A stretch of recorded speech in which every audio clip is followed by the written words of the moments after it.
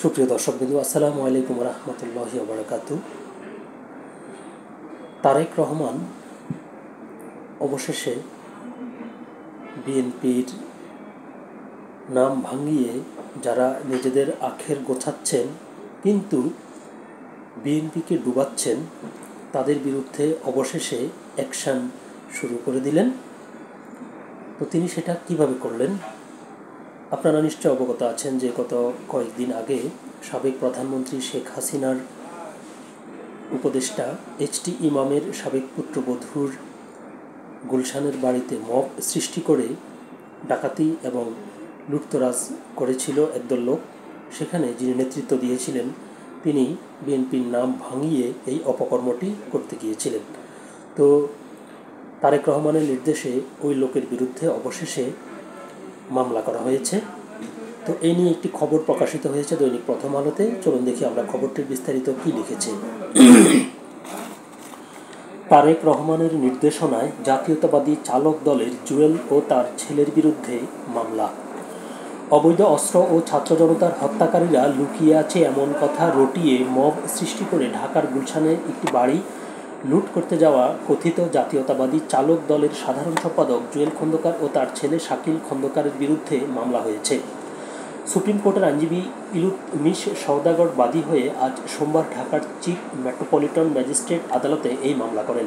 আইনজীবী ইলতুৎমিশ সওদাগর জাতীয়তাবাদী আইনজীবী ফোরামের কেন্দ্রীয় কমিটির সহ সম্পাদক।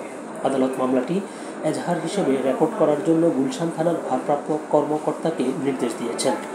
প্রথম আলোকে এই তথ্য নিশ্চিত করেছেন বিএনপির আইন বিষয়ক সম্পাদক কায়সার কামাল। তিনি বলেন, অবৈধ অস্ত্র ও ছাত্র জনতার হত্যাকারীরা লুকিয়ে আছে এমন কথা রটিয়ে মব সৃষ্টি করে 4 মার্চ ঢাকার গুলশানে সাবেক সংসদ সদস্য তানভীর ইমামের সাবেক স্ত্রীর বাসা লুট করার বিষয় নিয়ে গণমাধ্যমের প্রতিবেদন বিএনপির ভারপ্রাপ্ত চেয়ারম্যান তারেক রহমানের নজরে আসে। তিনি কথিত ভুয়া জাতীয়তাবাদী চালক দলের সাধারণ সম্পাদক জুয়েল খন্দকারদের বিরুদ্ধে আইনগত ব্যবস্থা নেওয়ার নির্দেশ দেন। সেই নির্দেশনা অনুযায়ী আজ জাতীয়তাবাদী আইনজীবী ফোরামের একজন আইনজীবী মামলা করেছেন।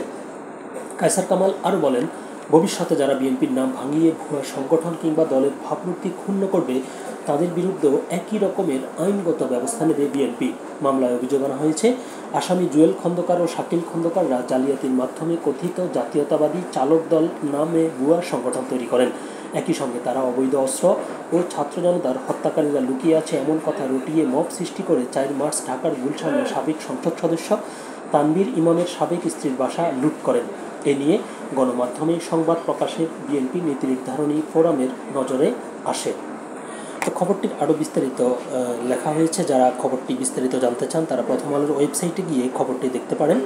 তো মোট কথা হচ্ছে যে বিএনপির নাম ভাঙিয়ে যারা এভাবে অপকর্ম করে বিএনপিকে ডুবাচ্ছে তাদের বিরুদ্ধে এ ধরনের ব্যবস্থা নেওয়াটা জরুরি হয়ে পড়েছে।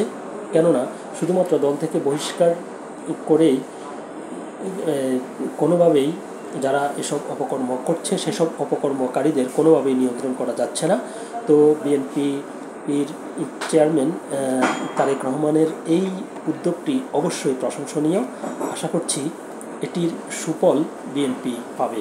ধন্যবাদ সবাইকে। ভালো থাকবেন, সুস্থ থাকবেন। আল্লাহ হাফেজ।